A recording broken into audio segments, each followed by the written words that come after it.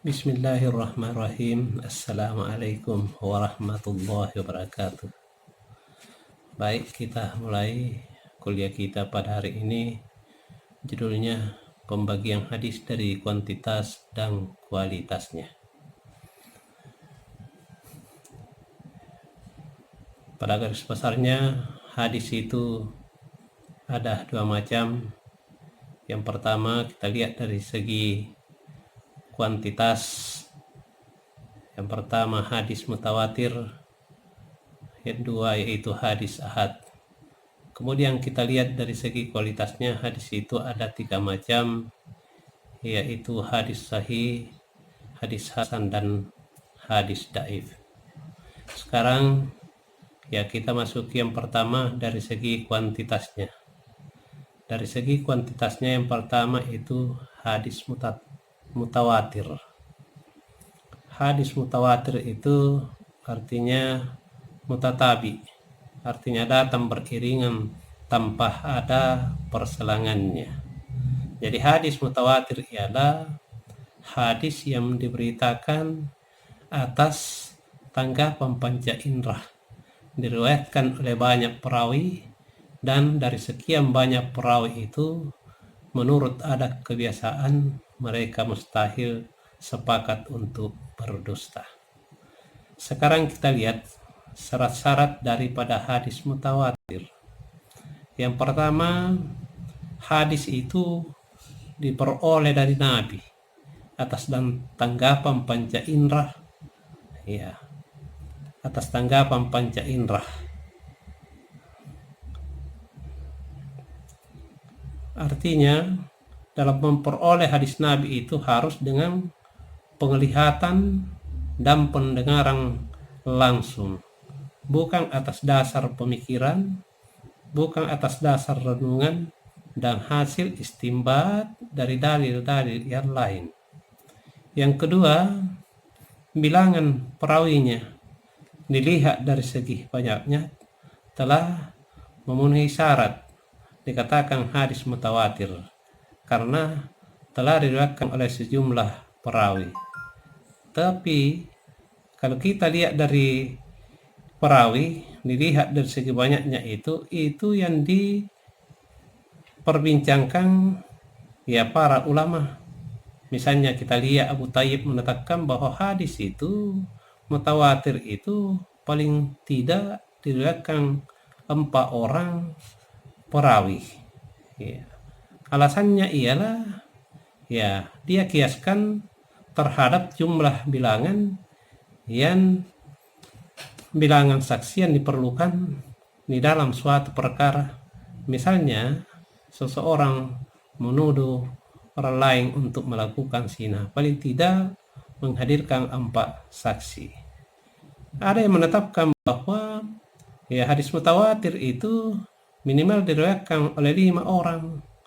Alasannya ialah bahwa di dalam Al-Quran itu ada 5 orang yang bergelar ulul asmi.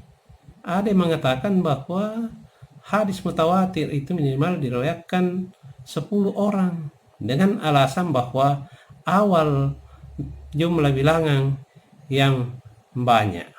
Ya. Ada yang mengatakan bahwa itu hadis mutawatir minimal diriwayatkan 12 orang.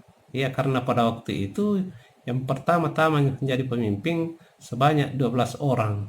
Ada yang menetapkan bahwa minimal 20 orang. Dia kiaskan bahwa di dalam Al-Quran ada yang berbunyi bahwa ayyakunu minkum isruna sabiruna yaglibuna mi'atain. Jika ada di antara sekalian bersabar 20 orang, maka bisa mengalahkan 200 orang kafir. Ini memberikan sugesti kepada orang ya yang tahan uji, karena 20 orang itu bisa mengalahkan 200 orang musuh. Kemudian ada yang menetapkan minimal 40 orang dengan alasan bahwa ya 40 orang itu yang pertama-tama masuk Islam 33 orang laki-laki dan 6 perempuan, ya, ditambah dengan Umar, ya, bersama-sama Rasulullah masuk Islam pada waktu itu. Kemudian selanjutnya, hadis mutawatir itu ada 3 macam. Yang pertama, hadis mutawatir lafdi, artinya ya hadis yang sama lafaz, hukum dan maknanya dari para perawi. Ya, misalnya Imam Abu Bakar ya mengatakan bahwa ya hadis yang mengatakan bahwa man kasaba alayya muta'ammidan falyatabawwa'hu maq'adahu minan nar. Barang siapa yang sengaja berdusta atas namaku, maka bersiap-siaplah menempati tempatnya di api neraka. Oleh karena itu Imam Abu Bakar yang mengatakan bahwa hadis ini diriwayatkan 62 orang. Ya, dan ada 10 orang nabi yang dijamin masuk surga. Yang kedua, yaitu hadis mutawatir maknawi, artinya hadis yang berbeda lafaz dan hukumnya akan tetapi dapat dikumpulkan dalam satu makna yang umum. Ya, misalnya kita lihat Rasulullah Sallallahu Alaihi Wasallam ya ketika berdoa di luar salat, maka dia mengangkat tangannya ya sejajar dengan pundaknya. Ya, jadi banyak hadis yang menerangkan tentang hal-hal seperti itu. Kemudian hadis mutawatir amali, artinya amalan agama yang dikerjakan oleh Nabi Sallallahu Alaihi Wasallam, diikuti oleh para sahabatnya, ya, kemudian para tabi'in dan seterusnya oleh generasi demi generasi sampai kepada generasi kita sekarang ini. Ya, misalnya kita lihat, misalnya seperti ya jumlah bilangan rakaat salat, ya, adanya salat Id, adanya salat jenazah dan seterusnya. Sekarang ya kita lihat yang kedua, hadis ahad. Hadis ahad itu ya berasal dari kata wahidun, satu. Artinya ahad, wahidun itu mulai angka 1 sampai 9. Iya. Jadi kata ahad jumlah bilangan, iya. Ahad satuan. Iya. Kemudian hadis ahad itu ada 2 macam. Yang pertama itu hadis masyhur, yang kedua hadis gairu masyhur. Sekarang kita lihat hadis masyhur itu artinya hadis yang populer, hadis yang terkenal, ya. Hadis yang terkenal. Ya. Jadi hadis masyhur itu ada yang terkenal di ulama hadis dan ulama lainnya. Misalnya kita lihat man salimal muslimuna bil lisanihi wa yadihi. Antara orang mukmin dengan orang mukmin yang lainnya jangan saling mengganggu, baik dengan ucapannya maupun dengan perbuatannya. Nah, kemudian ada ya hadis yang masyhur populer di kalangan ulama fikih. Misalnya kita lihat abghadul halal ilallahi talaq, perbuatan yang halal tapi dibenci ialah mentala istri. Kemudian ada hadis masyhur terkenal populer di kalangan usul fikih. Ya, misalnya Nabi mengatakan rubai ummatil hata wan nisyam wa mastakrahu ilaihi. Ya. Artinya tidak dituntut atau tidak berdosa dari umatku suatu perbuatan yang karena lupa, tidak sengaja atau dipaksa. Kemudian ada hadis yang masyhur populer di kalangan sufi. Ya, misalnya ya man arafa nafsah faqad arafa rabbah. Siapa yang kenal dirinya maka sungguh dia akan kenal Tuhannya. Kemudian ada juga ya masyhur populer di kalangan orang awam, di kalangan mubalik, yang kadang-kadang ya kita dengar ya dia mengatakan i'mal lidunyaka ka'annaka ta'ishu abada wa'mal li akhiratika ka'annaka tamutu gada. Tuntutlah duniamu seakan-akan kamu untuk hidup selama-lamanya, dan tuntutlah dunia seakan-akan kamu mati besok. Kemudian kita lihat bahwa hadis masyhur atau hadis populer itu kadang-kadang masyhur tetapi ada yang kualitasnya sahih, ada kualitasnya hasan, dan ada kualitasnya dhaif. Misalnya kita lihat hadis yang masyhur tetapi kualitasnya itu sahih. Misalnya kita lihat man ata al-jum'ah falyagtasil, siapa yang berangkat untuk berjumat maka hendaklah dia mandi. Ya, jadi itu disuratkan untuk mandi. Kita lihat masyhur tapi kualitasnya ya hasan, maka dikatakan di situ talabul ilm faridatun ala kulli muslim. Menuntut ilmu laki-laki dan perempuan itu adalah wajib. Kemudian ya kita lihat dari segi dia populer, masyhur ya, tetapi kualitasnya itu dhaif. Misalnya wa innal ulama warasatul anbiya, sesungguhnya ulama itu adalah pewaris nabi. Ya. Ya, sekarang kita lihat pembagian hadis dari segi kualitasnya. Yaitu pertama hadis sahih. Yang dimaksud dengan hadis sahih ialah sehat, selamat dari aib, benar atau betul. Menurut istilah, hadis sahih ialah hadis yang bersambung sanadnya, diriwayatkan oleh orang yang adil dan dhabit, tidak mempunyai cacat dan keganjilan. Sekarang ya kita lihat syarat-syarat daripada hadis sahih. Yang pertama, sanad hadis itu bersambung, artinya ittisalul isnad, bersambung sanadnya mulai dari Nabi sampai kepada muharrirnya, tidak ada yang terputus. Kedua, ya perawinya itu bersifat adil. Adil di sini artinya jujur atau kepercayaan. Tetapi yang dimaksud dengan adil di sini ya bukan menempatkan sesuatu pada tempatnya, akan tetapi yang dikatakan adil mempunyai sifat-sifat. Sifat pertama itu istiqamah di dalam agamanya, yaitu Islam, qulil haqq walau kana murra. Yang kedua, akhlaknya baik, tingkah lakunya ya menyenangkan dan sebagainya. Kemudian tidak banyak fasik, artinya tidak banyak melakukan dosa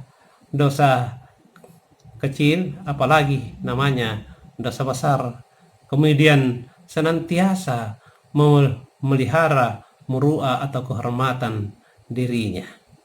Kemudian dhabit, artinya dhabit itu artinya kokoh, artinya memiliki ingatan dan hafalan yang sempurna, dan dia mampu ya menghafalkan ya apa yang ada pada dirinya kapan dan di mana saja diperlukan. Ya. Kemudian ya syarat-syarat hadis sahih itu tidak sad atau janggal. Ya, artinya hadis yang matanya itu tidak bertentangan dengan hadis lain yang lebih kuat. Kemudian tidak berillat, artinya tidak cacat, tidak penyakit. Artinya hadis itu tidak ada yang cacat dan tidak ada yang berpenyakit. Jadi illat itu adalah suatu sebab yang tersembunyi atau samar-samar yang merusak kesahihan hadis tersebut. Karena adanya kesamaran diakibatkan itu nilai kualitas ya jadi tidak sahih. Ya. Kemudian macam-macam hadis sahih. Macam-macam hadis sahih. Yang pertama itu zahih lisatihi, artinya hadis yang memenuhi syarat-syarat tersebut di atas. Artinya perawinya bersifat adil, kemudian sempurna ingatan, kemudian bersambung sanadnya, tidak cacat dan tidak mempunyai keganjalan. Iya. Iya. Jadi tadi ya misalnya kita lihat al-muslimu man salim al-muslimuna min lisanihi wa yadihi. Kemudian Yang kedua, hadis sahih li ghairihi. Artinya hadis yang tidak sampai derajatnya ya kepada hadis sahih, akan tetapi ada hadis lain yang menutupi aib atau kekurangannya. Misalnya kita lihat, ya Rasulullah mengatakan, laula an asukka ala ummati la amartuhum bisiwa inda kulla salatin. Seandainya tidak memberatkan bagi umatku, maka saya mewajibkan untuk bersiwak atau bersikat gigi setiap kali mau melakukan salat. Iya. Kemudian bagaimana kehujahan ya hadis sahih? Para ulama, ahli hadis dan ahli usul ya menjadikan hadis sahih itu sebagai hujjah yang wajib diamalkan. Kesepakatan ini terjadi dalam hal soal-soal yang berkaitan dengan penetapan halal atau haramnya sesuatu, tidak dalam hal-hal yang berhubungan dengan akidah atau keyakinan. Perlu diketahui bahwa martabah hadis sahih itu tergantung kepada kedabitan dan keadilan para perawinya. Ini semakin dabit dan adilnya perawi, maka makin tinggi pula tingkatan kualitas hadis yang diriwayatkan. Ya, sekarang yang kedua, hadis hasan. Hadis hasan. Yang dimaksud dengan hadis hasan ialah hadis yang diriwayatkan oleh orang yang adil tapi kurang kuat ingatannya. Bersambung sanadnya sampai kepada Nabi, tidak mempunyai cacat dan tidak mempunyai keganjilan. Kemudian hadis hasan itu ada dua macam. Yang pertama, hadis hasan lisatihi, artinya hadis yang memenuhi syarat-syarat hadis tersebut tadi. Kemudian hadis hasan li ghairihi, artinya hadis yang tidak diriwayatkan oleh orang yang tidak dikenal keahliannya, akan tetapi tidak pelupa, tidak banyak wahang, serta tidak nampak sebab-sebab kefasikan pada dirinya. Kemudian yang ketiga, hadis dhaif, artinya hadis yang lemah. Hadis ini kenapa dikatakan dhaif? Karena tidak memiliki sifat-sifat hadis sahih dan tidak pula memiliki sifat-sifat hadis hasan. Bagaimana pengamalan hadis dhaif atau hadis lemah? Ada yang mengatakan bahwa tidak dapat diamalkan sama sekali, baik dari keutamaan amal maupun dari hukum-hukum atau akidah. Hadis itu tidak dapat dipastikan datang berasal dari Rasulullah Sallallahu Alaihi Wasallam. Juga yang kedua, ada yang membolehkan bahwa itu boleh, baik dari segi keutamaan, ada keutamaan amal, hukum-hukum atau akidah, karena ini lebih disukai dibandingkan menggunakan akal rasio atau pendapat seseorang.